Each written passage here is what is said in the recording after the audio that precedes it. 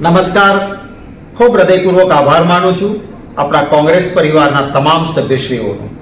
નિરીક્ષકશ્રીઓ દરેક નગરપાલિકામાં અગાઉથી ગયા.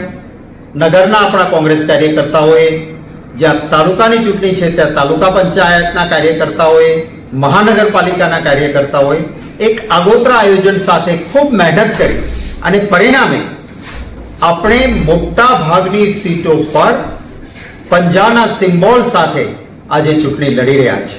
આનો યશ કોંગ્રેસ પરિવારના આપ સૌને જાય છે.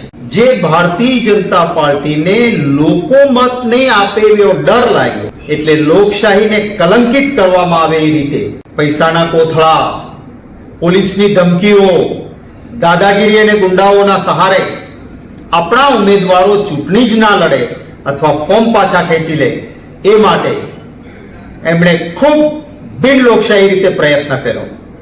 સલામ કરું છું આપણા કોંગ્રેસના કાર્યકર્તા મિત્રોને, આગેવાનોને જે ઉમેદવારો તરીકે લડે છે. ગમે તે પ્રયત્નો કર્યા છતાં પણ અડીખમ રીતે કોંગ્રેસના રાહુલ ગાંધીજી જેમ કહે છે એમ બબ્બર શેર બનીને ચૂંટણી લડી રહેલા ઉમેદવારોને મારી ખૂબ હૃદયપૂર્વકની શુભકામનાઓ. છેલ્લે સુધી મહેનત કરજો, એક એક મતદારને મળજો.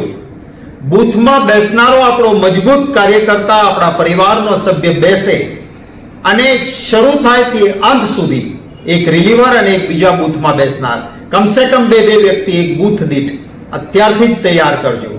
મજબૂતીથી લડજો અને વિશ્વાસ સાથે લડજો. લોકો જરૂર આશીર્વાદ અને મતો આપશે.